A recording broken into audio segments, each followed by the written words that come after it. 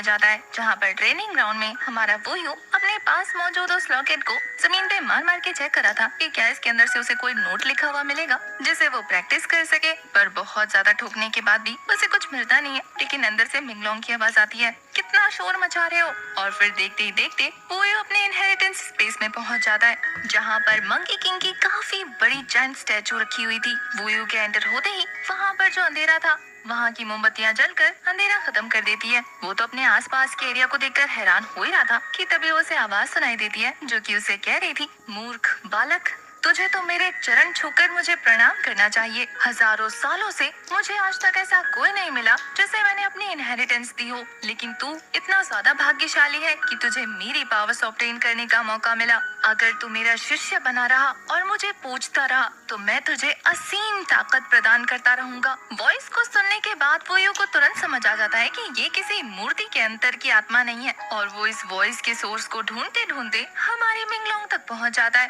जो कि अभी भी काफी बड़े भारी भरकम शब्दों का यूज कर रही थी। वोयू तो उसे हवा में उठाते हुए कहता है कि तुम कौन हो बेटा और यहाँ क्या कर रही हो। वो तो उसे मारते हुए कहती है कि बेवकूफ, मैं 1 लाख साल बड़ी हूँ तुझसे। मेरा नाम तो तुमने सुना ही होगा, वही पियरलेस डीमन मिंगलोंग, जिसने अनगिनत इमोर्टल्स को मुसीबत में डालकर उन्हें जान से मार दिया था। मेरे नाम से सारे इमोर्टल वर्ल्ड्स के बीइंग्स थर-थर कांपते थे। अगर तूने मुझे जाने नहीं दिया ना तो तुझे एक फूंक मारकर यहाँ से हमेशा हमेशा के लिए गायब कर दूंगी। वोयू को तो वो किसी छोटे बच्चे की तरह लग रही थी, जिसकी बात मानते हुए वो उसे नीचे छोड़ देता है। अचानक से नीचे छोड़ने पर वो तेजी से नीचे गिरने लगी थी, लेकिन फिर खुद को संभालते हुए वो वोयू को पीटने के लिए उसे एक जोरदार पंच मारने का ट्राई करती है, पर वो तो उसके सर को हवा में ही रोक लेता है, ये कहते हुए कि कितनी छोटी हो लेकिन कितना ज्यादा बोलती हो। वोयू को कहीं ना कहीं पता था कि ये सच बोल रही है, तो वो कहता है कि अगर तुम्हारी बातें सच्ची हैं तो प्रूफ करके दिखाओ कि तुम ही वही डीमन किंग मिंगलोंग हो, इसलिए मुझे दिखाओ कि तुम्हें क्या क्या आता है। मिंगलोंग खिंचते हुए कहती है कि अगर तुम मुझे मेरे पुराने सेल्फ की याद ना दिला रहे होते ना तो फिर मैं तुम्हें कुछ नहीं सिखाती। अगर तुम्हें इमोर्टैलिटी कल्टीवेट करनी है तो फिर तुम्हें शुरुआत अपनी मॉर्टल बॉडी को टेम्पर करने से करनी होगी।